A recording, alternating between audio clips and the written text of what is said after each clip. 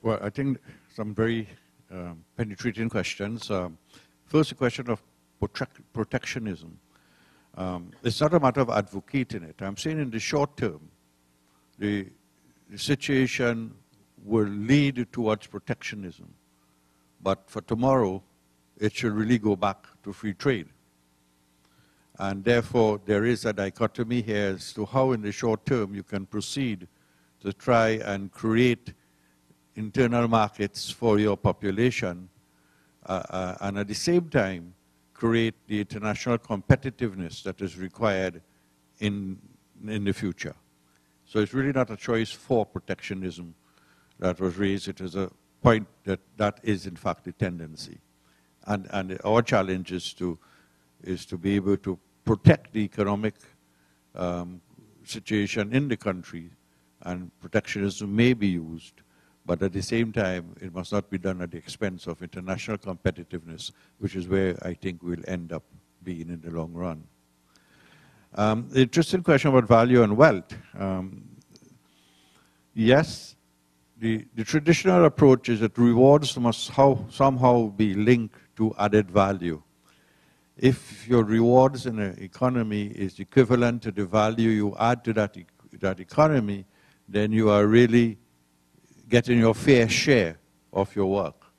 The fact that that particular equation did not hold has been the result of this situation where economies began to live way above their means, and they were in fact reaping rewards way beyond the value that they have created to the global economy.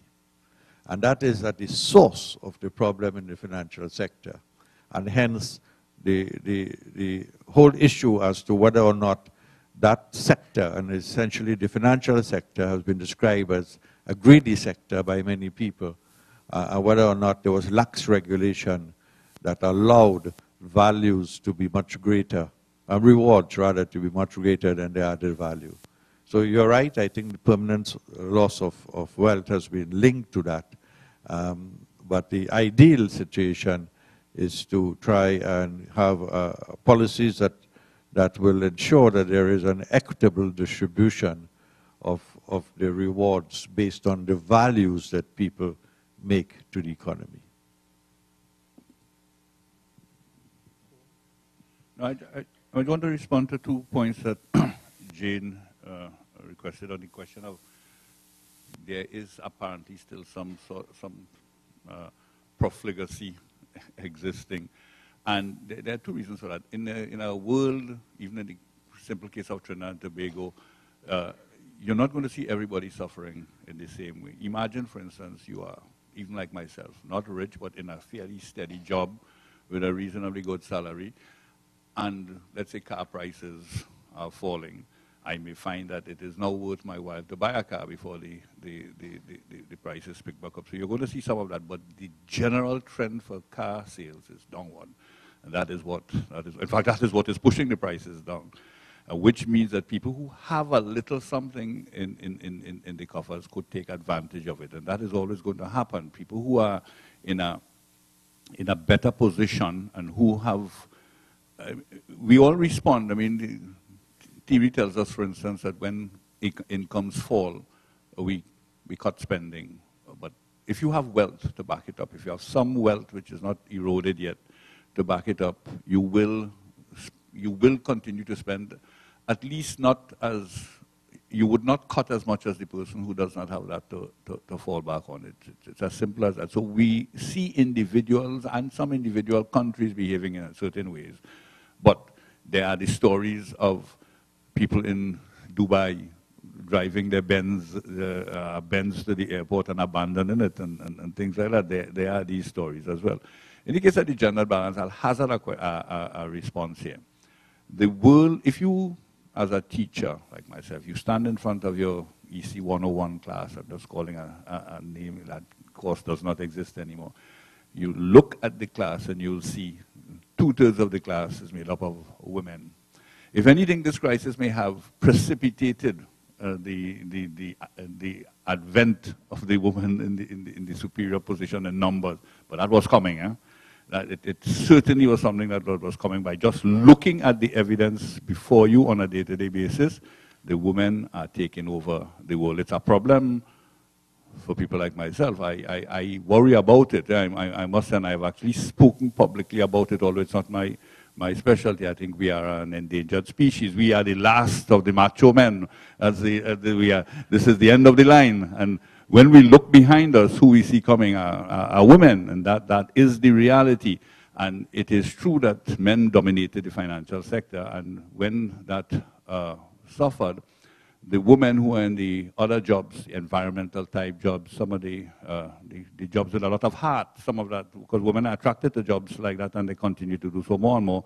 But even the heartless jobs that they're being attracted to more and more. So when we look around, that's what we see, that the women are taking over. So this crisis, I don't think, has made it happen. This crisis has simply made it more obvious what is the future anyway.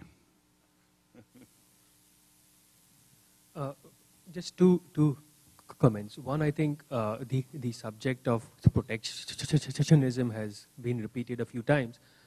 I think, one remarkable thing we should keep in mind is that despite the severity of the economic and financial crisis, in general, there has not been too much protectionism. There have been some calls, but I think the global system has held up, and I think that we should give some credit where it's due. Whether it's the WTO or other systems, that by and large, there's been more movement on financial protectionism.